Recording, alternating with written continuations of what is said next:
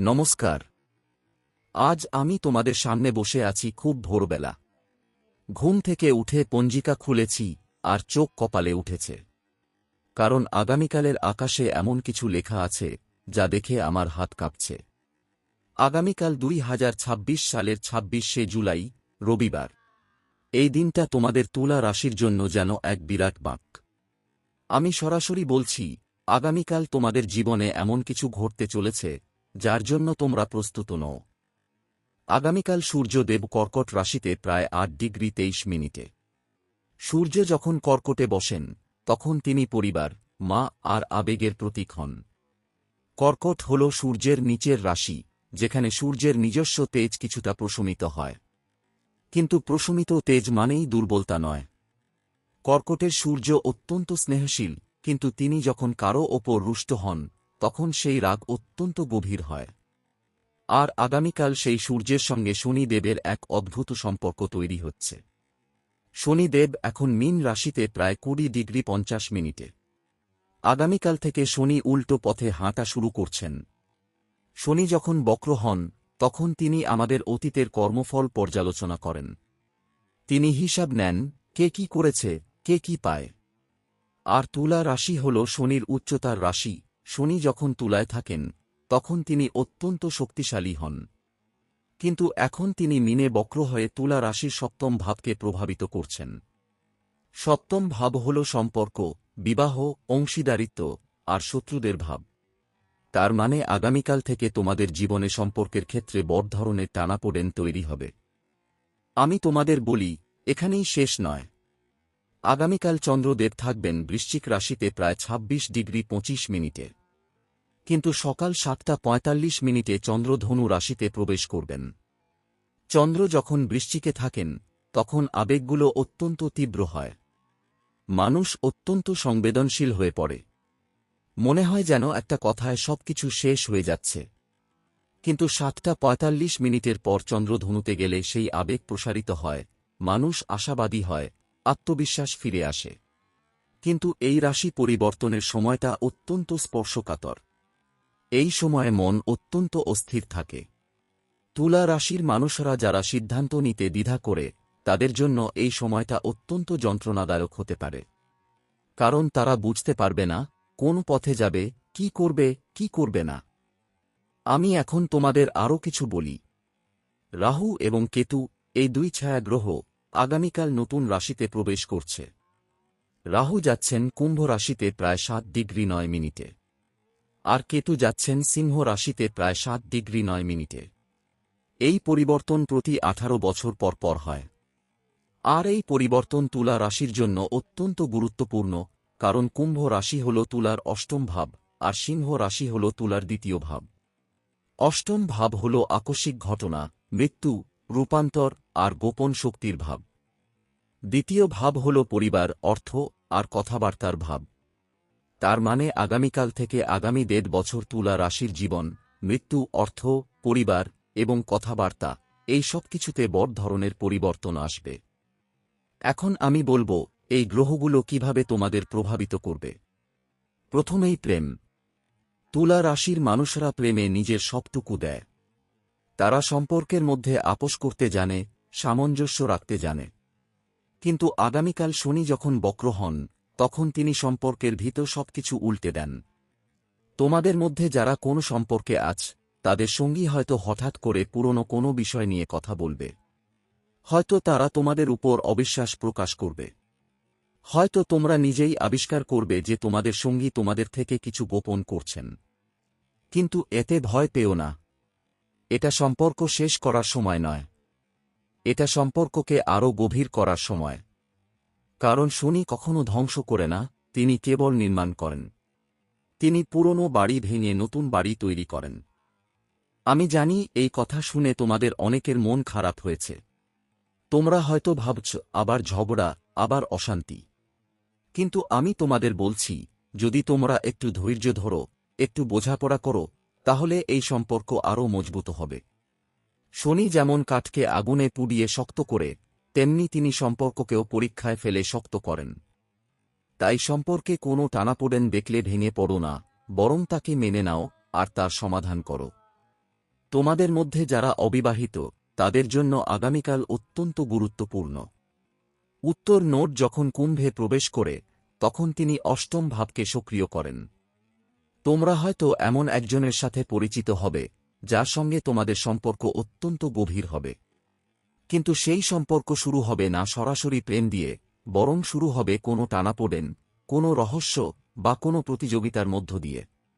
হয়তো সেই মানুষটি তোমাদের চেয়ে অনেক বড় হবে বা অনেক ছোট হবে। হয়তো সে অন্য সম্প্রদায়ের হবে বা অন্য দেশের হবে। কিন্তু মনে রেখো, যদি তোমরা সত্যিকার অর্থে সেই সম্পর্ক চাও তাহলে সব বাধা অতিক্রম করতে হবে। কারণ অষ্টম ভাবের সম্পর্ক কখনো সহজ হয় না, কিন্তু তা অত্যন্ত গভীর ও অর্থবহ হয়। এখন কর্মক্ষেত্রের কথা বলি। তুলা রাশির মানুষরা অফিসে অত্যন্ত দক্ষ মধ্যস্থতাকারী। তারা সব পক্ষের কথা শুনে সবাইকে সন্তুষ্ট করে আর কাজ সম্পন্ন করে। কিন্তু আগামীকাল অফিসে এমন কিছু ঘটবে যা তোমাদের সব পরিকল্পনাকে উল্টে দেবে। সূর্য যখন কর্কটে এবং শনি যখন মীনে বক্র, তখন তাদের মধ্যে এক অদ্ভুত দৃষ্টি তৈরি হয়। এই দৃষ্টি তোমাদের কর্মক্ষেত্রে কর্তৃত্বের দ্বন্দ্ব তৈরি করবে। হয়তো তোমাদের বস বা সহকর্মী কেউ তোমাদের বিরুদ্ধে ষড়যন্ত্র করবে। হয়তো তোমাদের কোনো প্রকল্প হঠাৎ করে বন্ধ হয়ে যাবে। হয়তো তোমাদের পদোন্নতি আটকে যাবে। কিন্তু আমি বলছি, এতে ভয় পেও না। কারণ এই দ্বন্দ্ব তোমাদের নতুন দক্ষতা শেখাবে। তোমরা শিখবে কিভাবে কঠিন পরিস্থিতিতে নিজেকে সামলাতে হয়।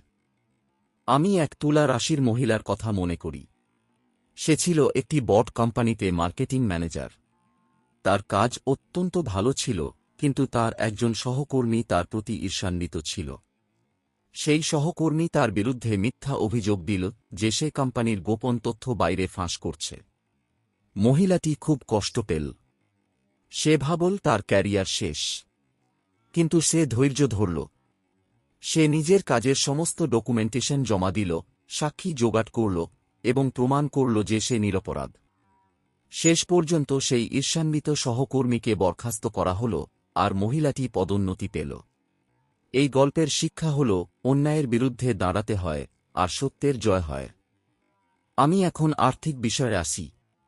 আগামীকাল তোমাদের আর্থিক স্কোর ৭২, যা গতকালের চেয়ে ১১ পয়েন্ট বেড়েছে। কিন্তু এই বাড়া কিন্তু খারাপ লক্ষণ।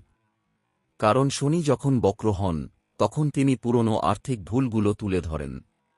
তোমাদের মধ্যে যারা আগে বড় কোনো ঋণ নিয়েছ বা বিনিয়োগ করেছ, শনি এখন তার হিসাব নেবেন। আগামীকাল হঠাৎ করে কোনো পুরনো বিল আসতে পারে বা কোনো বিনিয়োগ থেকে লোকসানের খবর আসতে পারে। তাই আমি বলছি, আজকে কোনো নতুন আর্থিক সিদ্ধান্ত নিও না।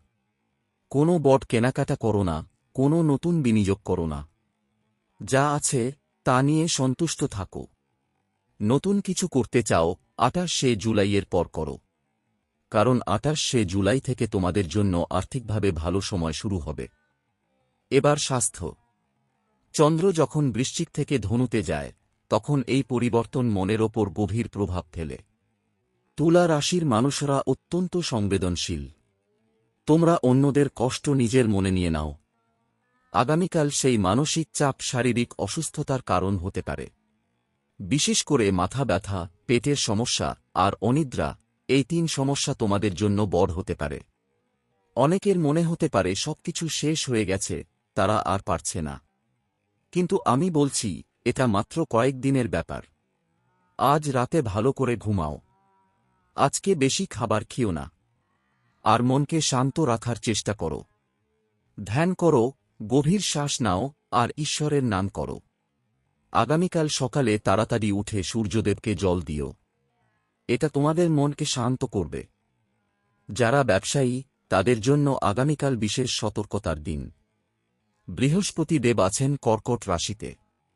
বৃহস্পতি যখন কর্কটে থাকেন তখন তিনি সম্প্রসারণের প্রতীক হন। কিন্তু শনি যখন বক্র হন তখন তিনি সম্প্রসারণে বাধা দেন। তাই আগামীকাল যদি তোমরা নতুন কোনো অংশীদারিত্ব করতে চাও বা নতুন কোনো শাখা খুলতে চাও, তাহলে তা স্থগিত রাখো। কারণ পরবর্তী কয়েকদিন সেই সিদ্ধান্ত তোমাদের জন্য সমস্যা তৈরি করতে পারে। বরং যা আছে তা নিয়ে কাজ করো। পুরনো গ্রাহকদের সাথে সম্পর্ক ভালো করো। পুরনো বিল আদায় করো। নতুন কিছু করার জন্য 28শে জুলাইয়ের পর অপেক্ষা করো। আমি এখন সময় অনুযায়ী কিছু পরামর্শ দিচ্ছি। আগামীকাল সকাল 5টা থেকে 7:30 পর্যন্ত সময় অত্যন্ত শুভ। এই সময়ে সূর্যদেবকে জল দাও, কোনো পূজা করো বা গুরুত্বপূর্ণ কোনো কাজ করো। 7:30 থেকে 8:30 পর্যন্ত সাবধান, কারণ এই সময় চন্দ্র রাশি বদলাবে, আর এই পরিবর্তনের সময় মন অত্যন্ত অস্থির থাকে। তাই এই সময়ে কোনো বড় সিদ্ধান্ত নিও না, কারো সাথে তর্ক করো না। 8:30 থেকে 12টা পর্যন্ত মধ্যম সময়। এই সময় কাজ করতে পারো, কিন্তু গুরুত্বপূর্ণ কোনো মিটিং বা আলোচনা রাখো না। 12:15 থেকে 1:15 পর্যন্ত অত্যন্ত শুভ। এই সময়ে কোনো গুরুত্বপূর্ণ সিদ্ধান্ত নিতে পারো, কোনো গুরুত্বপূর্ণ ফোন করতে পারো। দুপুর 2টা থেকে সন্ধ্যা 7টা পর্যন্ত রাহুকাল। এই সময়ে যাত্রা করো না, নতুন কাজ শুরু করো না, আর কারো সাথে ঝগড়া করো না। সন্ধ্যা 7টার পর আবার শান্তি ফিরে আসবে। তোমাদের ভাগ্যবান রং আজ মাঝারি নীল, সূর্যমুখী হলুদ আর ঘাসের সবুজ। আগামীকাল এই রঙের পোশাক পরতে পারলে গ্রহের অশুভ প্রভাব কিছুটা কমবে। নীল রং শনি দেবকে প্রসন্ন করে, তাই নীল পোশাক পরো। আর যদি তোমাদের কাছে নীলমণির মালা থাকে তাহলে গলায় দাও। কালো রশি থাকলে ডান হাতে বাঁধো। এগুলো তোমাদের জন্য রক্ষাকবচের মতো কাজ করবে। তোমাদের ভাগ্যবান সংখ্যা 7, তাই কোনো কাজে 7 সংখ্যা ব্যবহার করতে পারো। 7টা ফুল দিয়ে পূজা করো, 7 বার মন্ত্র জপ করো, 7 জনের সাথে কথা বলো। তোমাদের ভাগ্যবান দিক দক্ষিণ পূর্ব, তাই দক্ষিণ পূর্ব দিকে মাথা করে ঘুমাও। আর পূজা করতে চাইলে দক্ষিণ পূর্ব দিকে মুখ করে করো। এখন মন্ত্র। আগামীকাল সকালে ঘুম থেকে উঠে ও শনির নমঃ মন্ত্রটা 7 বার জপ করো। শনিদেবকে প্রসন্ন করতে এই মন্ত্র অত্যন্ত কার্যকরী। আর সময় থাকলে ও নমঃ শিবায় মন্ত্রটা 108 বার জপ করো। কারণ শনি দেব মহাদেবের ভক্ত, মহাদেবকে প্রসন্ন করলে শনি প্রসন্ন হন। রাতে ঘুমানোর আগে ও সূর্যায় নমঃ মন্ত্রটা 7 বার জপ করো। কারণ রবিবার সূর্যদেবের দিন, তাঁর আশীর্বাদ পেলে সবকিছু ভালো হয়। আমি একটি বিশেষ প্রতিকার দিচ্ছি। আগামীকাল সকালে গঙ্গাজল দিয়ে স্নান করো। গঙ্গাজল না থাকলে 1 বালতি জলে 1 চামচ গঙ্গাজল মিশিয়ে স্নান করো। স্নানের পর তিল দিয়ে সূর্যদেবকে অর্ঘ্য দাও। একটা তামার পাত্রে জল নাও, তাতে তিল মেশাও আর সূর্যদেবকে উৎসর্গ করো।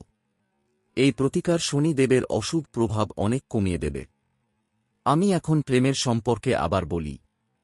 আগামীকাল যদি প্রিয়জনের সাথে ঝগড়া হয় তাহলে চুপ করে থাকো। কারণ ঝগড়ার মূল কারণ গ্রহ, তোমরা নও। অনেকে মনে করে সঙ্গী বা বন্ধু তাদের বিরুদ্ধে এসেছে, কিন্তু আসলে তারা গ্রহের প্রভাবে অস্থির। ধৈর্য ধরো, কিছুক্ষণ চুপ থাকো, তারপর শান্তভাবে কথা বলো। আর যদি সম্ভব হয় আগামীকাল প্রিয়জনকে একটা ছোট উপহার দাও, একটা ফুল, একটা চকলেট বা একটা ভালো কথা। এটা সম্পর্কের টানাপোড়েন কমাবে। যারা বিবাহিত তাদের জন্য আগামীকাল দাম্পত্য জীবনে কিছু টানাপোড়েন তৈরি হতে পারে। শনি বক্র হলে তিনি দাম্পত্য সম্পর্কের পুরনো ক্ষতগুলো তুলে ধরেন। তোমাদের স্ত্রী বা স্বামী পুরনো কোনো বিষয় নিয়ে কথা বলতে পারে, কিন্তু মনে রেখো এটা বিবাহ বিচ্ছেদের সময় নয়। এটা সম্পর্ককে নতুন করে গড়ার সময়। ধৈর্য ধরো, সঙ্গীকে বুঝিয়ে বলো, আর ভুল হলে ক্ষমা চাও। ক্ষমা চাইতে কোনো লজ্জা নেই। এবার সন্তানদের কথা। তুলা রাশির মানুষরা সন্তানদের প্রতি অত্যন্ত যত্নশীল। কিন্তু আগামীকাল সন্তানদের কারো কারো সমস্যা হতে পারে। হয়তো তাদের পড়াশোনায় মন বসবে না, বা তারা বন্ধুর সাথে ঝগড়া করবে, বা অসুস্থ হয়ে পড়বে। কিন্তু ভয় পেজো না, এগুলো সাময়িক। তাদের বুঝিয়ে বলো, তাদের সময় দাও। তাদের ওপর বেশি চাপ দিও না। তাদের সাথে খেলো, গল্প শোনো, ভালোবাসা দাও। সামাজিক জীবনে আগামীকাল সাবধান। কোনো অনুষ্ঠানে গেলে পুরনো বন্ধু বা আত্মীয়রা হয়তো তোমাদের সমালোচনা করবে, কিন্তু হাসি মুখে তা মেনে নাও। কারণ পরবর্তী কয়েকদিনে সবকিছু ঠিক হয়ে যাবে। আদালত বা আইনি বিষয়ে জড়িত থাকলে শনি বক্রের কারণে মামলা পিছিয়ে যেতে পারে বা নতুন নোটিশ আসতে পারে। ধৈর্য ধরো, উকিলের সাথে কথা বলো, কিন্তু রাগ করো না। আইনি প্রক্রিয়া ধীর, কিন্তু শেষ পর্যন্ত ন্যায়বিচার পাবে। আমি এখন একটি গল্প বলি। এক তুলা রাশির যুবক ছিল। সে খুব বুদ্ধিমান ছিল, কিন্তু তার আত্মবিশ্বাস ছিল কম। সে সব সময় দ্বিধা করত। একদিন তার জীবনে বড় সিদ্ধান্ত নেওয়ার সময় এল। সে চাকরি ছেড়ে ব্যবসা করতে চাইল, কিন্তু ভয় পেল। তার বাবা তাকে বললেন, পুত্র, ভয় পেও না। যা মনে হয় ঠিক তা করো। ভুল হলে শেখো, ঠিক হলে এগিয়ে যাও। যুবকটি ব্যবসা শুরু করল। প্রথম কয়েক মাস খুব কষ্ট পেল, লোকসান হল। কিন্তু সে ধৈর্য ধরল, শিখতে থাকল। 1 বছর পর তার ব্যবসা দাঁড়িয়ে গেল, আর এখন সে খুব সফল। এই গল্পের শিক্ষা: সিদ্ধান্ত নিতে ভয় পেও না। গ্রহ শুধু পথ দেখায়, পথ চলতে হয় তোমাদেরই। শিক্ষার্থীদের জন্য আগামীকাল যদি পরীক্ষা থাকে, সকাল 7:30টার আগে পড়াশোনা করে ফেলো। কারণ তারপর মন অস্থির হবে। পরীক্ষার আগে ও গণেশায় নমঃ মন্ত্র 3 বার জপ করো। পরীক্ষার হলে বসে প্রথমে একটু গভীর শ্বাস নাও, তাহলে মন শান্ত থাকবে। ভ্রমণের ক্ষেত্রে আগামীকাল সকাল 7:30টার আগে বেরিয়ে পড়ো। 7:30টার পর চন্দ্র রাশি বদলাবে, আর যাত্রা বিপজ্জনক হতে পারে। পূর্ব দিকে যাত্রা করলে বিশেষ সাবধান। যদি সম্ভব হয় আগামীকাল ভ্রমণ করো না। আর্থিক সতর্কতা: আগামীকাল কাউকে টাকা দিও না। শনি বক্র থাকলে টাকা ফিরে পাওয়া কঠিন হবে। নতুন কাজ শুরু করতে চাইলে 28শে জুলাইয়ের পর করো। বিপদে পড়লে ও নমো ভগবতে বাসুদেবায় মন্ত্র জপ করো। মন অশান্ত হলে ও শান্তি শান্তি শান্তি মন্ত্র 3 বার জপ করো। আমি শেষবারের মতো বলছি, আগামীকাল যাই ঘটুক, ভয় পেও না। সবকিছু সাময়িক। শনি ডিসেম্বর পর্যন্ত বক্র থাকবে, তারপর সোজা হবে। রাহু কেতু থাকবে 1.5 বছর, তারপর বদলাবে। তাই ধৈর্য ধরো, বিশ্বাস রাখো, এগিয়ে চলো। আমি জানি কথা শুনে তোমাদের মন খারাপ হয়েছে, কিন্তু ভয় পাওয়ার কিছু নেই। গ্রহ শুধু পথ দেখায়, পথ চলতে হয় তোমাদেরই। সৎ পথে চললে কোনো বিপদ তোমাদের কাছে আসতে পারে না। আজ রাতে ভালো ঘুমাও, সকালে তাড়াতাড়ি উঠো, সূর্যদেবকে জল দাও, মন্ত্র জপ করো। আর মনে রেখো, তোমরা একা নও, আমি তোমাদের সাথে আছি। আমার আশীর্বাদ থাকবে। সাহস করো, এগিয়ে চলো। আগামীকাল নতুন অধ্যায় শুরু হবে, আর তা হবে তোমাদেরই লেখা। জয় গুরুদেব।